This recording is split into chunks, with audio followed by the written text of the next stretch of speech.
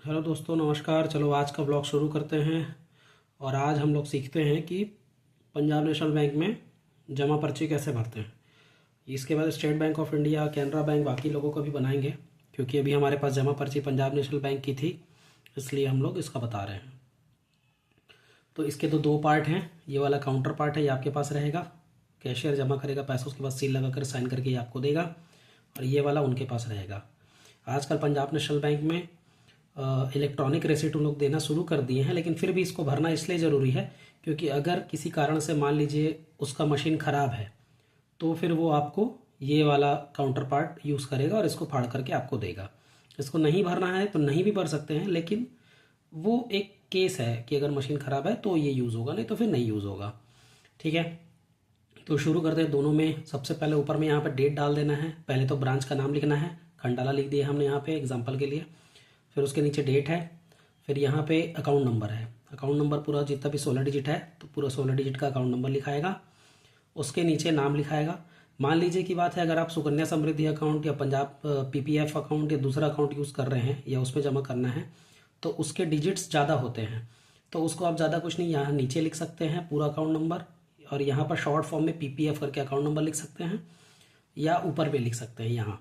ठीक है, उसके नीचे फिर यहाँ पर मोबाइल नंबर लिख देना है। यहाँ जिसका खाता धारक है, मान लीजिए अभ्युदय सिंह का अकाउंट है, जमा करने गया है मोहन, तो यहाँ पर मोहन अपना नाम नहीं लिखेगा, अभ्युदय सिंह का ही नाम लिखाएगा। मैं बेसिक चीज़ें भी बता रहा हूँ ताकि ज़्यादा तकलीफ मत हो। ठीक है, खाता धारक का ही नाम लिखाएगा। यहाँ पे कितना रुपए जमा करना है वो लिखना है अंकों में। 1 लाख रुपए एग्जाम्पल के लिए हम लोग यहाँ लिखे हैं, तो 1 लाख।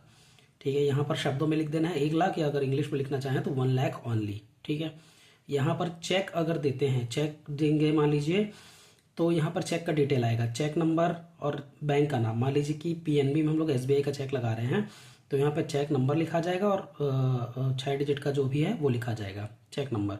यहाँ चेक का अमाउंट लिखा जाएगा। अभी चूंकि हम लोग कैश जमा कर रहे हैं इसलिए यहाँ पे कैश लिखाएगा। साइन इस पार्ट में कहीं नहीं करना होता है। उसके बाद ये मेन पार्ट में आ जाएंगे। उसके बाद यहाँ पर ब्रांच का नाम सबसे ऊपर में, उसके नीचे फिर देख लीजिए यहाँ पर आ जाएगा डेट, जो डेट में जमा करेंगे पैसा। उसके बाद यहाँ पर आ जाता है अकाउंट नंबर पूरा 16 डिजिट का। यहाँ पर नाम इंग्लिश हिंदी जिसमें आपको ठीक लगे लिख सकते हैं। मोबाइल नंबर जरूर लिखिएगा, मान लीजिए कोई दिक्कत होती है तो बैंक संपर्क कर सकता है। उसके नीचे यहाँ पर पता रहेगा, पता पूरा लिखना है, जिस खाताधारक का जो एड्रेस है वो लिख सकते हैं। उसके नीचे यहाँ पर शब्दों में पैसा लिखना है, कितना रुपये जमा करेंगे तो 1 लाख रुपीज़ लिखना है। ये इंपॉर्टेंट पार्ट है, ये जरूर भर के दें।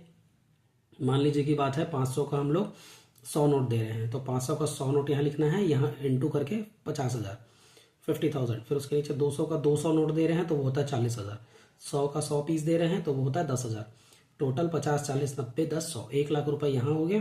तो ये जरूरी है। मान लीजिए हो सकता है कि 500 का मैं 200 नोट दे रहा हूँ, तो यहाँ पे सीधा 200 लिख देंगे तो 1 लाख रुपए डायरेक्ट हो जाएगा। या हो सकता है कि 200 का आप 500 नोट दे रहे हो, या 100 का 1000 नोट दे रहे हो, तो जो नोट आप देंगे उसका डिटेल यहाँ पर लिखना है। ठीक है, ये हो गया। उसके नीचे यहाँ पर सिग्नेचर करना है, सिग्नेचर भी जरूर करें, जरूरी होता है। यहाँ पर फिर से बता रहा हूँ, अगर चेक देना है तो जैसे यहाँ पर चेक का डिटेल लिखे थे आप अपने रेफरेंस के लिए, तो वैसा ही यहाँ पर लिखना है। और एक ही वाउचर में आप 3 चेक जमा कर सकते हो, ज़्यादा भी कर सकते हो, उसका डिटेल पीछे लिख दीजिएगा। मान लीजिए एक चेक दे रहे हैं, उसका चेक नंबर यहाँ लिखाएगा। उसके बाद बैंक का नाम, अगर वो एसबीआई है तो एसबीआई, कैनरा बैंक है तो कैनरा बैंक, यूनियन बैंक जो भी है। उसके बाद यहाँ उसका अमाउंट सेम, सेकंड चेक दे रहे हैं तो 2 चेक, 3 चेक दे रहे हैं तो तीनों चेक, यहाँ उसका टोटल अमाउंट लिख देंगे और उसके बाद उसको दे देंगे और यहाँ सिग्नेचर करेंगे। बस इतना ही था।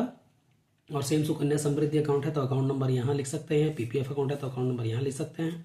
बस ये जमा पर्ची में सिर्फ इतना ही था और इसके में कुछ नहीं है। बस इतना करके आप आराम से पैसा जमा कर सकते हैं। Thank you.